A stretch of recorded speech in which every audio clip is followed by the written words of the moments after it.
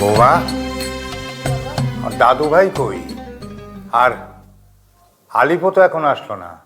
বাবা সিয়াম তো ঘুমাচ্ছে। ডাকো ডাকো, আমাদের সাথেও সেরি খাক। ও সেরি খেয়ে কি করবে? ও তো আর রোজা রাখবে না।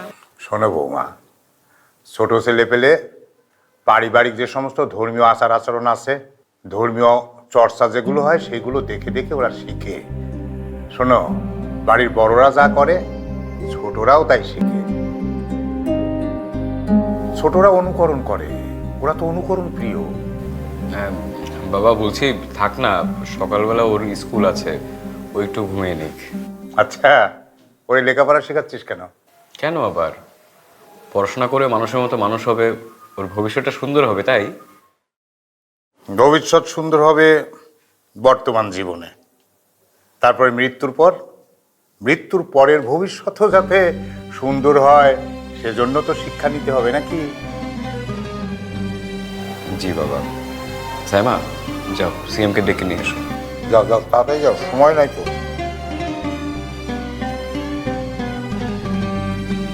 তারপর তোর অফিস টফিস কেমন চলছে বাপ?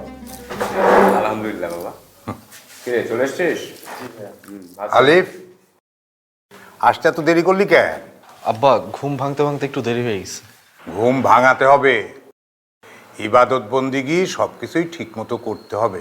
আর তাছাড়া তোমাদের এখন যে বয়স, এই যুবক বয়সই হচ্ছে ইবাদত বন্দিগির সঠিক সময়, বুঝতে পেরেছো? হ্যাঁ দাদু ভাই, বসো বসো বসো বসো। নাও খাও খাও। দাদু ভাই, তোমরা এখন খাচ্ছ কেন? আমরা তো সেহরি খাচ্ছি, মানে রোজা রাখার জন্য, রোজার খাবার, বুঝলে? রোজা কি?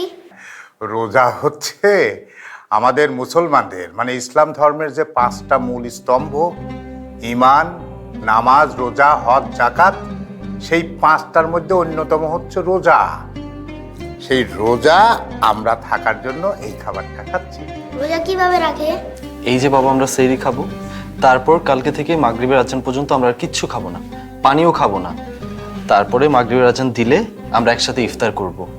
এইভাবেই আমরা 1 মাস কাটাবো।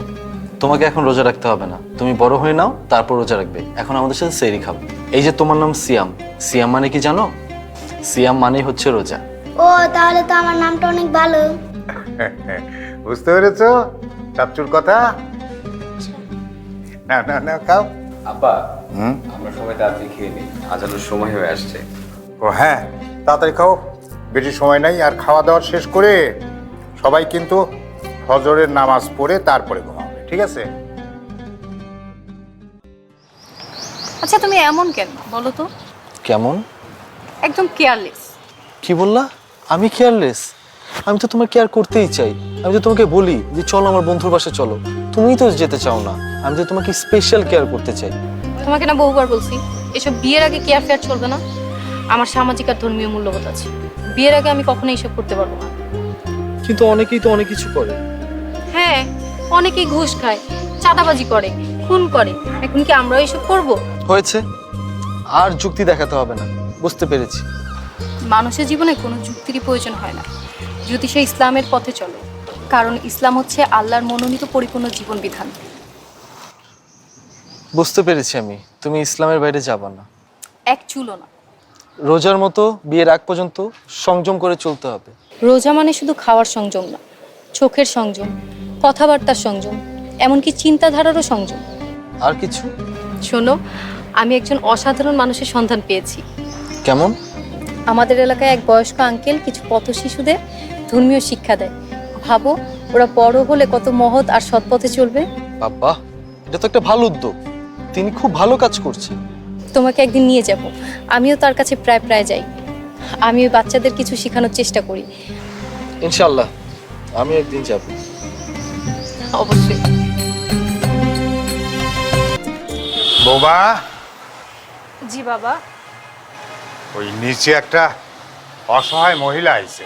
তো বাবা, আমি কি করব? মানে বলছিলাম যে তুমি যদি তারে কয়টা টাকা দান করতে, তাহলে তার একটু উপকার হতো। দেখেন বাবা, আপনি 2-1 দিন পর পর একে ধরে নিয়ে আসেন, ওকে ধরে নিয়ে আসেন, এটা দিয়ে দেন, টাকা দেন। আমাদের নিজেদের সংসার চালাতেই তো আমরা হিমশিম খেয়ে যাচ্ছি। বৌমা, দান করলে কখনো কমে না, বরং আল্লাহর রহমত নাজিল হয়, সংসারে বরকত বাড়ে। এসব কথায় তো আর সংসার চলে না। আপনার ছেলের এক হাতের ইনকাম, এভাবে করলে তো আর চলবে না।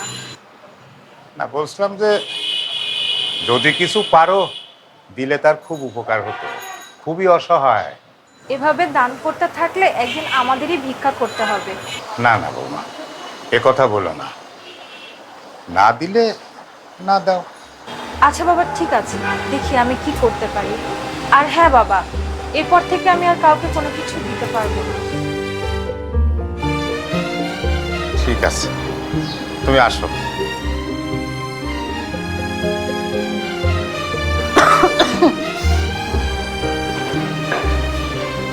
বৌমা, এই হলো সেই অসহায়।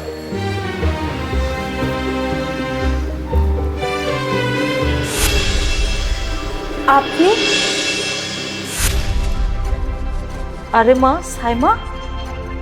বৌমা, তুমি তারে আগে থেকেই চেনো নাকি? না মানে বাবা, না না, আমারই মনে হয় ভুল হয়েছে। বৌমা, আত্মীয় গরিব হইলে সে গরিব আত্মীয়রে অস্বীকার করা ঠিক না। নিজের আত্মীয়কে যে আত্মীয় হিসাবে ছিন্ন করে দেয়, হাদিসে কিন্তু আছে তার বেহেশতে জায়গা হয় না। উনি তো আমার আম্মার চাচাতো বোন, কিন্তু ওনার অবস্থা তো খুব ভালো ছিল। আসলে আমরা তো এখন বাবা মা ভাই বোন ছাড়া আর কারো খোঁজ রাখি না। অথচ দেখো, নিজেদের নিকটতম আত্মীয়র মধ্যেই অনেকেই আছে গরিব, কেউ কারো খোঁজ রাখি না। অহংকার রে মা, অহংকার। পোলা মায়া লইয়া অনেক অহংকার করছি, মাইসের মানুষগুলো গণ্য করি নাই, তাই আল্লাহ আজ আমারে মাইসের দ্বারা ভিক্ষা করে দিচ্ছে। অহংকারই তো সব পতনের মূল।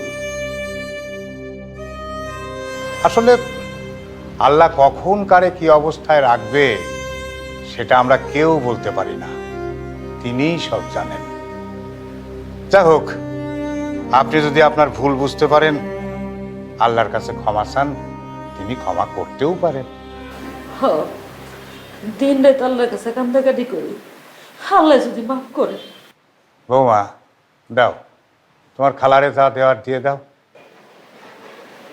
না না না না, আর শোনেন, আপনার যদি ভবিষ্যতে আবার কখনো ঠেকা বাঁধা পড়ে, প্রয়োজন হয়, আপনি আসেন।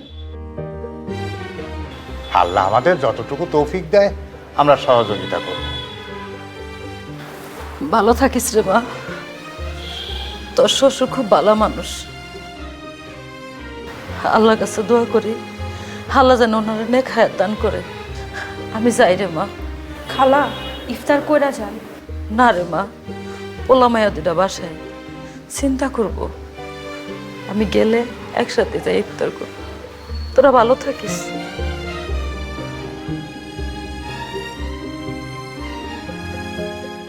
বৌমা, তোমার এই খালা, তার অবস্থা তুমি কইলে একদিন খুব ভালো ছিল, আর এখন সব তার ইচ্ছা। সেই কারণেই কোনো মানুষ সেই ঘৃণা করতে নাই, কাউরেই কখনো ছোট ভাইব না। জি বাবা, বাবা আমি তাহলে যাই।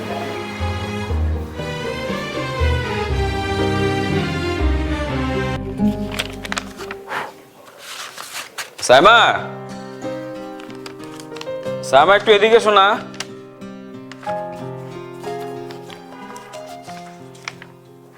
হ্যাঁ, ডাকতেছো কেন? এসছো?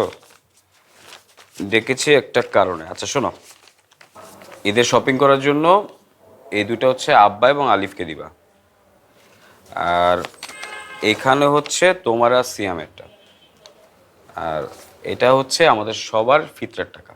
না, তুমি তো দাও তোমার মতো হিসাব করে, কিন্তু তোমার আব্বা আর ভাই তো হিসাব করে খরচ করে না।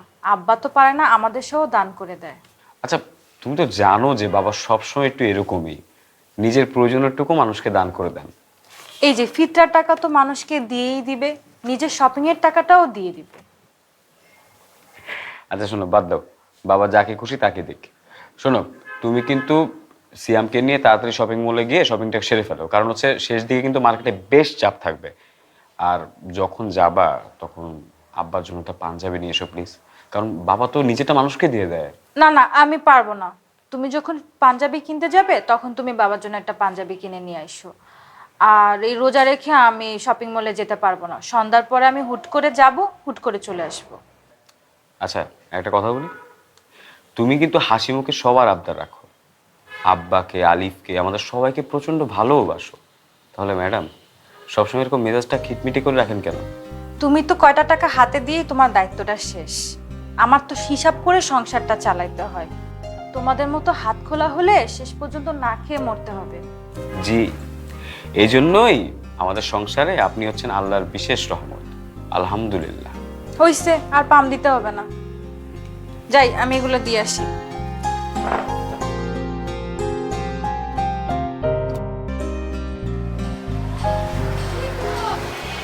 বাবা, আপনি কিছু করছেন? হ্যাঁ বৌমা, ওই সন্তানের প্রতি পিতামাতার দায়িত্ব, আবার পিতামাতার প্রতি সন্তানের দায়িত্ব, এই সম্পর্কে একটু হাদিস দেখছিলাম। বাবা, এটা আমাদের সবার ফিতরার টাকা। আমাকে দিতে হবে? জি বাবা। আচ্ছা, দিয়ে দেবো। আর বাবা, এটা দিয়ে আপনি ঈদের জন্য কিছু কিনে নিয়েন। বৌমা, আমাদের সংসারের সব দিকে তোমার যেমন খেয়াল, তেমনি তোমার খবরদারি। আল্লাহ তোমার নেক হায়াত দান করুক। কিন্তু বাবা, আপনার তো কোনো দিকেই খেয়াল নেই, নিজের প্রতিও না। কেন, আমি আবার কি করলাম? আপনি কোনো ঈদই নিজের জন্য কোনো কিছুই কিনেন না, সব মানুষকে দান করে দেন। বৌমা, আর বাঁচবই বা কদিন? এ জীবনে যতটুকু দরকার সবই পেয়েছি, এখন পরকালের জন্য কিছু করতে হবে রে মা। বাবা, এভাবে বলেন না। আপনি আমাদের মাথার উপর বহুদিন বটগাছে ছায়া হয়ে থাকেন, আর আপনি ছাড়া আমাদের সংসার তো অন্ধকার। বাবা, আমি তাহলে ইফতার রেডি করতে যাই। আচ্ছা ঠিক আছে, যাও।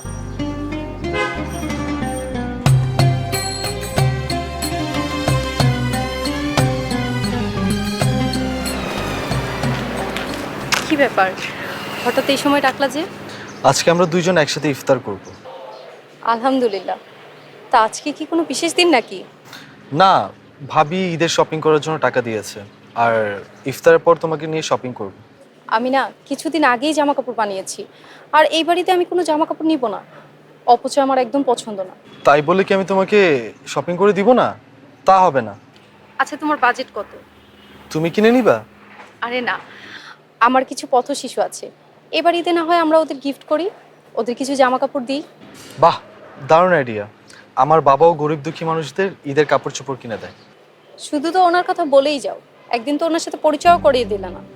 বাবাকে অনেক ভয় পাই, বাবা যেদিক দিয়ে যায় আমিও সেদিক দিয়ে যাই না। আর ভাবি বলেছে তোমাকে ঈদে বাসে নিয়ে যেতে, তোমার সাথে ভাবি দেখা করবে। সত্যি? সত্যি। তাহলে আমিও মনে মনে সাহস জমাই। ইনশাল্লাহ তোমার ফ্যামিলির সাথে আমার প্রথম পরিচয় সুন্দরী হবে। চলো তাহলে শপিংটা করে ফেলি।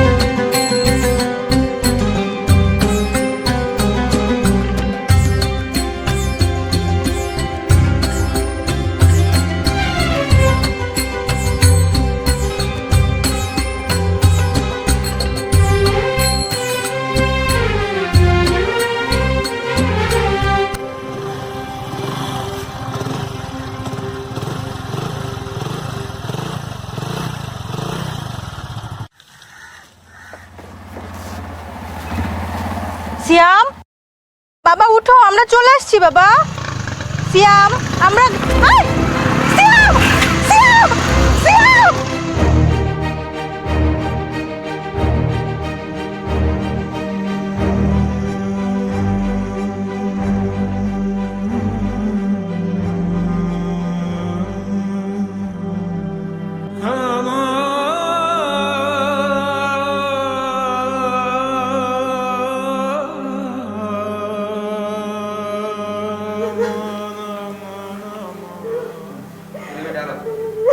বৌমা, ধৈর্য ধরো বৌমা, কান্নাকাটি করো না, আল্লাহরে ডাকো, ধৈর্য ধরো। আমি কিভাবে ধৈর্য ধরবো বাবা? আমার ছেলেকে আমি খুঁজে পাচ্ছি না। আরে আল্লাহ মানুষের উপর মাঝে মাঝেই বিপদ দিয়া তারে পরীক্ষা করে, আবার আল্লাহ মানুষকে বিপদ মুক্ত করে। তুমি ধৈর্য ধরো, আল্লাহরে ডাকো, দেখো আল্লাহ নিশ্চয়ই আমার নাতিরে আমাকে ওর কাছে ফিরা দিব। আমার ছেলেকে না পেলে বাবা আমি বাঁচবো না। একদম না। ভাবি শান্ত হও, যেই করে হোক সিয়ামকে আমরা খুঁজে বের করব। ওস্তাদ নতুন একটা মাল ধরে আনছি। ওস্তাদ টাকাটা একটু বাড়াই দেন।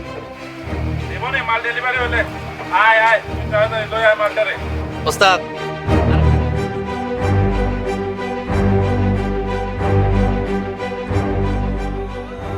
আল্লাহ আমার নাতিটারে তুমি সুস্থভাবে আমাদের মাঝে ফিরাই দাও আল্লাহ। আল্লাহ আমি তোমার দরবারে হাত তুলেছি আল্লাহ, আমার সন্তানকে আমার কাছে ফিরিয়ে দাও আল্লাহ।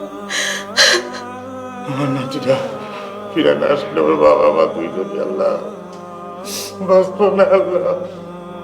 আমার বুকের মানিককে তুমি আমার কোলে ফিরিয়ে দাও আল্লাহ।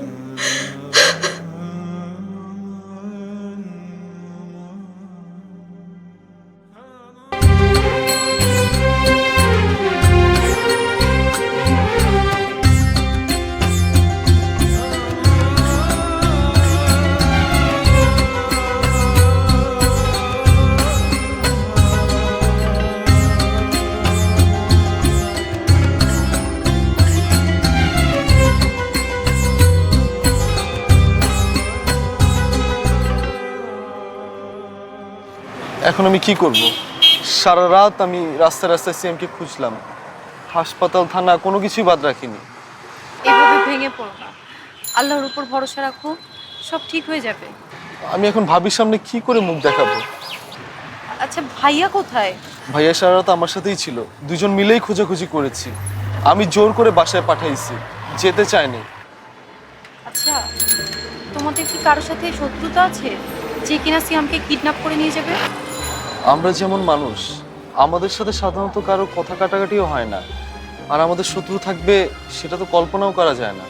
তাহলে কি তোমার ভাইয়ের সাথে অফিসিয়াল ঝামেলা? না, ভাইয়ের সাথে এই বিষয়ে আমার কথা হয়েছে। তাহলে ও কই যাবে? কে নিয়ে যাবে ওকে? শিশু পাচারকারী কোনো চক্র? আমার মাথায় কোনো কিছুই ধরতেছে না। আসলে কি যে আমি বলবো, যেই কোনো মূল্যে হোক সিয়ামকে খুঁজে বের করতেই হবে।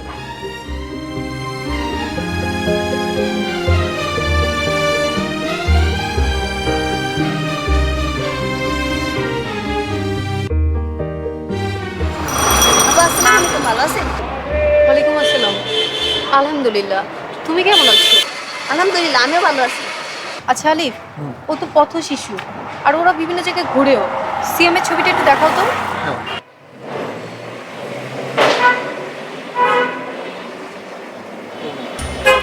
দেখো তো ওকে কাল রাতে কোথাও দেখছো কিনা? বাবা দেখছি। কোথায় কোথায় দেখেছো? আমগো তো আর বাড়িঘর নাই। কাল রাইতে বাড়িতে ঘুমাইতেছিলাম, হঠাৎ দেখি এই পোলাটা এই জায়গায় বয়ে বয়ে কাঁদতেছে। তারপর ওর আমগো পোলা বাইনের লগে খাওয়া দেয়া ঘুম পাড়াইছে। আলহামদুলিল্লাহ। তাড়াতাড়ি আমাদেরকে সেখানে নিয়ে চলো, চলো।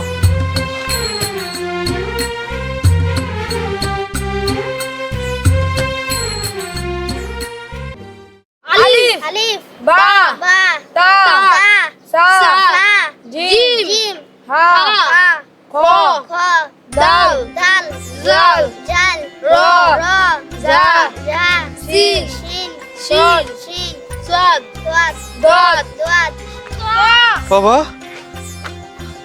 আসসালামু আলাইকুম চাচা। ওয়ালাইকুম আসসালাম। বাবা তুমি এখানে? তোমাকে খুঁজতে খুঁজতে আমরা সবাই পাগল হয়ে গেছি বাবা। জানা যাচ্ছে আমাকে না এক লোক চুরি করে নিয়ে যাচ্ছিল। তারপর কি হয়েছে বাবা? আমি না পালিয়ে চলে এসেছি, কিন্তু বাসা চিনতে পারিনি, ওরা আমাকে এখানে নিয়ে এসেছে। বাবা, আমার বাবার তো অনেক বুদ্ধি। জানা চাচ্ছু, ওরা না অনেক ভালো, আমাকে খেতে দিয়েছে, যে পাঞ্জাবি দিয়েছে, পায়জামা দিয়েছে, সুন্দর না? হ্যাঁ, অনেক সুন্দর। এই ছোট ছোট বাচ্চাগুলো এক একটা ফেরেশতা। এদেরকে কৃতজ্ঞতা জানানোর ভাষা আমার কাছে নেই। এরাই সত্যিকারই মানুষ হয়ে উঠেছে। আর ওদের মানুষ করার কারিগর হলো শিয়া আঙ্কেল, যিনি ওদের আলোর পথ দেখিয়েছেন, যিনি ওদের ইসলামের শান্তির পথের দিকে নিয়ে যাচ্ছেন। সে আঙ্কেলকে আজকে বুকে জড়িয়ে ধরে কাঁদতে ইচ্ছে করছে। সবাইকে পাওয়া যাবে। এখন সিয়ামকে তাড়াতাড়ি ওর মায়ের কাছে নিয়ে চলো, না জানি ওর জন্য ভাবে কি অবস্থা। ঠিক বলেছ। তোমাদের অসংখ্য ধন্যবাদ বাবা। তোমাদের জন্য আমার চাচ্চুকে আমরা পাইছি। তোমরা সবাই আমাদের বাসায় যাবে ঈদের দিন, ঠিক আছে? হ্যাঁ ঠিক আছে, চলো। ওয়ালাইকুম আসসালাম।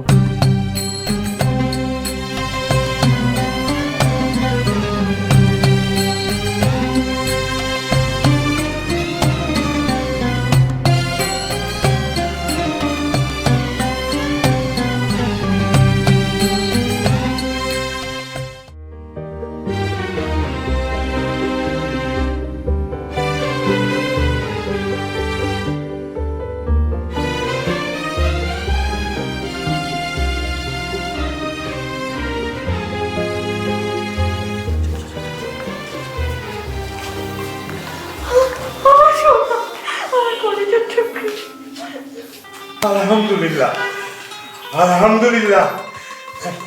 আমার দাদু ভাই ফিরে আছে। দাদু ভাই, দাদু ভাই, ও আমার দাদু রে, তুই ফিরে আছিস দাদু। আল্লাহ ভরসা, আল্লাহর রহমত।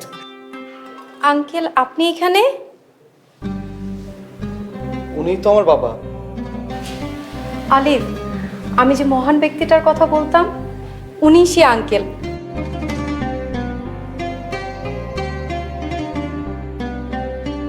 মানে তোমার বাবা। তুমি এমন মহৎ মানুষের সন্তান, মাশাআল্লাহ।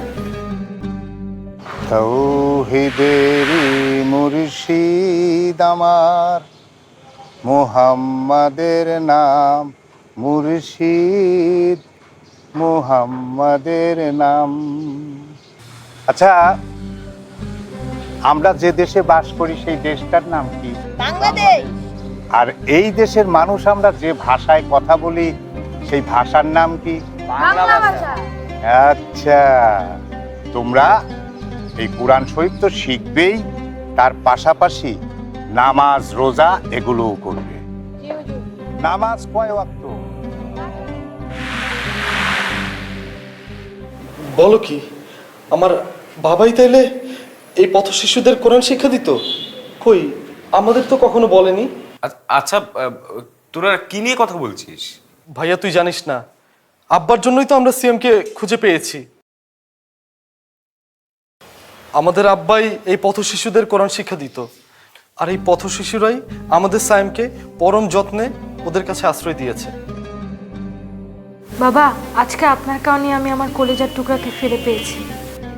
না না না, সব আল্লাহর রহমত, আল্লাহর ইচ্ছা সব। আসলে আমি কিছু না, ওই ছোট ছোট বাচ্চাদের সেবা যত্ন করা, খাওয়ানো দাওয়ানো যা কিছু করছে, আমি যতটুকু করছি তার চেয়ে বেশি করছি তামান্না। আমি তো বয়সের ভারে যা করতে পারি নাই, ও সেটা করছে। আসলে এগুলো সবই আল্লাহর রহমত রে বাবা। কিন্তু আলিফ, তুই তামান্না রে কোথায় পালি? মানে আব্বা, ভাবি তুমি বলো না। থাক, আর লজ্জা পেতে হবে না বাবা, ওরা দুজন দুজনকে পছন্দ করে। আলহামদুলিল্লাহ। আসলে আমি মনে মনে অনেকবার ভাবছিলাম, যদি ওর মতো মেয়েরে আমার বাড়ির বৌমা করে আনতে পারি, কিন্তু বলার সাহস পাইনি। সবই আল্লাহর ইচ্ছা। তোমার মতো মেয়েকে যদি আমাদের সংসারে পাই, তাহলে এর চেয়ে বড় রহমত আর কিছু হয় না রে মা। আমার জন্য দোয়া করবেন, আমি যেন ইসলামের পথে আপনার মতো একজন সত্যিকারের মানুষ হয়ে উঠতে পারি, আর সারা জীবন যাতে ইসলামের পথে থাকতে পারি। বাবা আতিক, আলিফ, আর বৌমা, আর আমাদের মাঝে এখন আছে আমার স্নেহের তামান্না। আজকে আমাদের এই পরিবারের খুশির মুহূর্তে, আনন্দের মুহূর্তে আল্লাহ পাক রাব্বুল আলামিনের এই রহমতের মাস, রমজান মাসের এই রহমতের সময় আমরা তাকে শুকরিয়া জানাই। আসো আমরা সবাই মিলে মোনাজাত করি, মোনাজাতের মাধ্যমে দোয়া করি। আল্লাহ আমিন। আল্লাহ